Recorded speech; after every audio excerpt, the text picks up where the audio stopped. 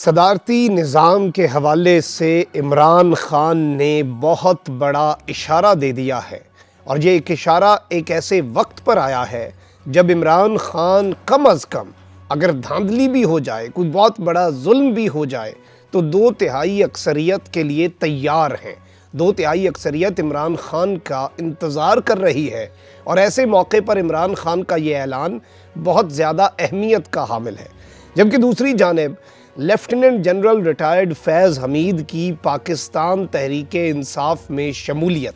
और लाहौर में जाकर ज़मान पार्क में साबिक़ वज़ीर आज़म इमरान ख़ान से साबिक़ DGISI जनरल फैज़ की मुलाकात के हवाले से जनरल अमजद शोएब साहब ने कहानी खोल दी है और सब कुछ वाज़े कर दिया। बिस्मिल्लाहिर्रहमानिर्रहीम, अस्सलाम वालेकुम नाज़रीन कराम, मैं हूँ मखदूम शहाबुद्दीन और आप देख रहे हैं मेरा फेसबुक और यूट्यूब चैनल। उम्मीद करता हूँ आप सब लोग बखैर व आफियत होंगे और जहाँ भी होंगे अपने अहले खाना समेत खुश भी होंगे और महफूज भी। नाज़रीन कराम, इस वक्त रोज़ाना की बुनियाद पर एक जानिब तो इमरान ख़ान साहब मुलाकातें कर रहे हैं, ऑल्दो वो ज़ख्मी हैं, वो अपनी सही तरीके से चल फिर नहीं सकते और उन्हें जो गोलियां लगी थीं उसके बाद जो मामलात अभी सबके सामने हैं ये सब देख रहे हैं। लेकिन इसके बावजूद उनकी पॉलिटिकल स्ट्रगल और इसके अलावा जिस तरह से वो रावलपिंडी भी आए और अब भी मैं ख़ुद ज़मान पार्क गया तो हैरत हो रही थी इस शख्स की हिम्मत पर, इस शख्स की मैं समझता हूँ कि जो एक कंसिस्टेंसी है उस पर कि इस उम्र में वो ज़ख्मी है लेकिन वो सुबह से लेकर रात तक बैठे होते हैं, मुलाकातों पर मुलाकातें हैं, मीटिंग्स पर मीटिंग्स, मुख्तलिफ वफूद के साथ, कभी यूट्यूबर्स के साथ, कभी पार्टी रहनुमाओं के साथ, कभी सिविल सोसाइटी के साथ, कभी लॉयर्स के साथ, कभी डिजिटल मीडिया, कभी इलेक्ट्रॉनिक मीडिया, कभी इंटरनेशनल मीडिया के नुमाइंदों के साथ इंटरव्यूज़ हो रहे हैं, मुलाकातें हो रही हैं और बहुत सी बातें हो रही हैं, बहुत सी दिल की बातें कर रहे हैं। और ऐसा लग रहा है कि इमरान ख़ान इस वक्त जो ज़मान पार्क में बैठे हैं और जो मुख्तलिफ मीटिंग्स हो रही हैं और उनका जब अहवाल हमारे सामने आता है तो इमरान ख़ान साहब अब बहुत ज़्यादा पर्दे नहीं रख रहे, इमरान ख़ान साहब अब बहुत ज़्यादा हिजाब नहीं रख रहे और बड़ी खुलकर बातें कर रहे हैं। और ये भी इमरान ख़ान साहब को जो लोग जानते हैं वो इत्तफ़ाक़ करेंगे मेरी इस बात से कि this is a new thing कि खान साहब अपनी गलतियां भी तस्लीम कर रहे हैं। वो अपने बता रहे हैं कि क्या लिमिटेशंस थी, कौन कौन था जिसकी वजह से जिसने उन्हें लिमिट किया कि वो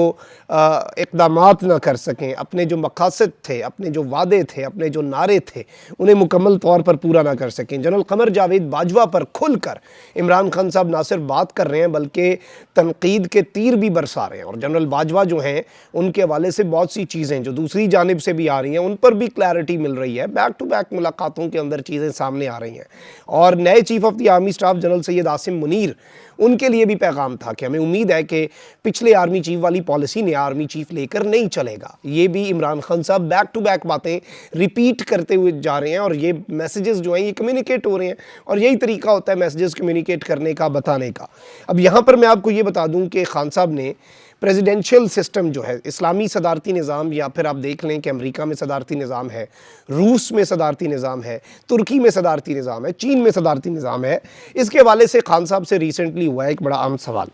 और कुछ अर्सा पहले ये वैसे नहीं हो जाता। आप देखें कि इलेक्ट्रॉनिक मीडिया पर कैंपेन्स हुई, इसे हमने भी डिस्कस किया, बहुत सी पॉसिबिलिटीज़ थी। ये क्यों किया जाता है, मैं आपको ये मीडिया की टर्म्स में अगर बताऊं तो ये डिबेट इसलिए भी करवाई जाती है ताकि आप एक टेस्टर के तौर पर ये जो डिस्कशन है उसका आगाज़ करें और आप फिर लोगों का उसके ऊपर रद्द अमल देखें। पाकिस्तान की कौम का जो सदारती निज़ाम पर रद्द अमल आया वो बहुत मस्बत था, ऑल्दो बहुत से स्टेक होल्डर्स हैं जो इस मौजूदा गले सड़े और गंदे निज़ाम के बेनिफिशरीज़ हैं, जो इससे फ़ायदा उठा रहे हैं, वो तो नहीं चाहेंगे कि निज़ाम ठीक हो, वो तो इस निज़ाम के ख़राब होने से ही उनके अय्याशियाँ चल रही हैं। लेकिन जो अवाम है वो ज़रूर ये चाहती है कि इस्लामी सदारती निज़ाम आए और इमरान ख़ान साहब से जब इससे पूछा गया तो इमरान ख़ान साहब ने ये एक्नॉलेज किया है कि सदारती निज़ाम बहुत से दुनिया के ममालिक के अंदर कामयाबी से चल रहा है, यानी पूरी दुनिया के अंदर इस्लामी सदारती निज़ाम है वो बहुत ज़्यादा चल रहा है और हमें एक नया निज़ाम बनाना होगा। इसके लिए पार्लिमानी निज़ाम जो है वो बहुत कम ममालिक में रह गया, यानी ये जो पार्लियामेंट्री सिस्टम है और दुनिया के अगर तरक्की याफ्ता ममालिक में, और ये नहीं है कि कोई सदारती निज़ाम में जमहूरियत नहीं होनी, वो भी जमहूरियत ही है ना, अमेरिका में डेमोक्रेसी है, लोग इलेक्ट करते हैं अपना प्रेसिडेंट और वो फिर आगे चीज़ों को लेकर चलता है। और पार्लिमानी निज़ाम में बहुत सी लिमिटेशंस भी हैं, पार्लिमानी निज़ाम जो है उसे कंट्रोल करना, उसमें फिर हुकूमतें बनाना गिराना, ये सब कुछ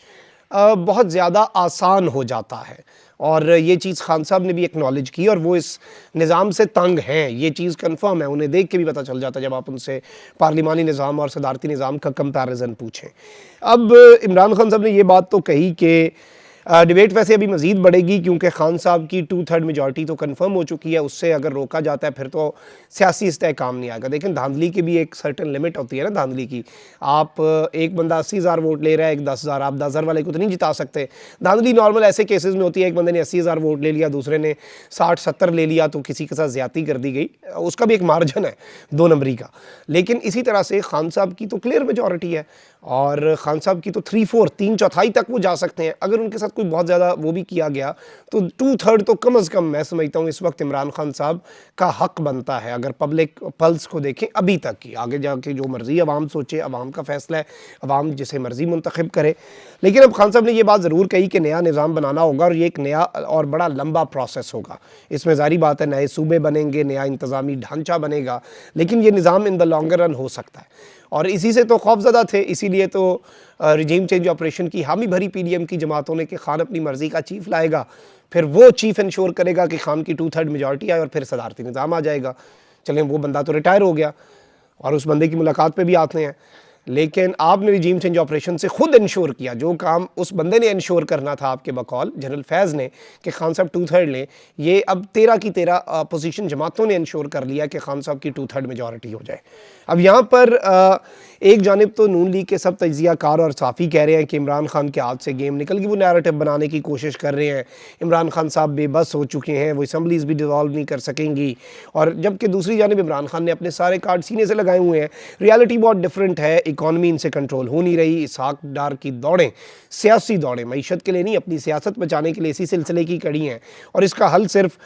जल्द इंतखाबात ही हैं। अब केयर टेकर निज़ाम जो है वो आता है अगर 3 महीने के लिए, उसमें कोई हाथ उत हो जाए, उसे एक्सटेंड कर दिया जाए तो वो एक अलग चीज़ है। जनरल रिटायर्ड अमजद शोएब एक बहुत मुहब्बे वतन पाकिस्तानी फ़ौज के साबिक जर्नैल और बड़े वोकल, और पाकिस्तान के टीवी चैनल्स पर भी आप उन्हें देखा करते थे। रिजीम चेंज ऑपरेशन में उन्हें रोक दिया गया और उन्होंने खुद बताया कि उन्हें इदारे ने रोका टीवी चैनल्स पर जाने से। उन्होंने ये बात कही है और उन्हें मैं कोट कर रहा हूँ कि उन्होंने कहा है कि जनरल फैज़ हमीद के हवाले से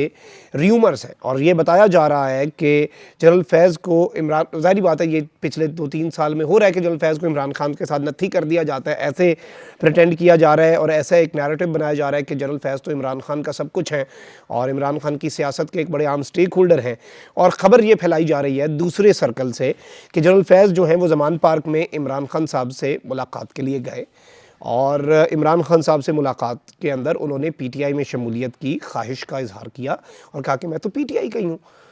तो ये चीज़ क्यों की जा रही है? ये उसी सिलसिले की कड़ी है जो कह रहे हैं ना कि जनरल बाजवा जो हैं वो तो खान की हुकूमत बचाना चाहते थे, ये तो इनके साथ हुआ है, ये सब हुआ है। यानी किसी तरीके से खान को बेनिफिशरी साबित कर दिया जाए कि अभी भी न्यूट्रल नहीं है और इस सब के अंदर। जबकि 2 चीज़ें कही हैं जनरल अमजद शोएब ने। एक तो जनरल अमजद शोएब साहब ने कन्फर्म कर दिया है कि ऐसा कुछ भी नहीं हुआ, क्योंकि इसमें एक और वजह भी है। 2 साल का टाइम होता है रिटायरमेंट के बाद, जिसके बाद आप सियासत में हिस्सा ले सकते हैं। और दूसरा, जनरल फैज़ अभी भी बहावलपुर में है, 10 तारीख से उनकी रिटायरमेंट होनी है, वफाकी काबीना ने कहा है और वो बहावलपुर में है जनरल फैज़ हमीद साहब, और वो लाहौर भी नहीं आए। और आगे का तो किसी को नहीं पता। जनरल फैज़ ने, जनरल अमजद साहब ने ये बात की है कि जनरल फैज़ हो सकता है आगे जाके सियासत में आ जाएँ, लेकिन वो वैसे सियासी तबीयत के आदमी नहीं है। तो ये रूमर्स जो है ये किसी वजह से फैलाए जा रहे हैं और इनसे मोहतात रहना बहुत ज़्यादा ज़रूरी हो चुका है। कमेंट सेक्शन में राय का इज़हार ज़रूर करें। अपना बहुत ख्याल रखें। अल्लाह ने के मान। पाकिस्तान जिंदाबाद।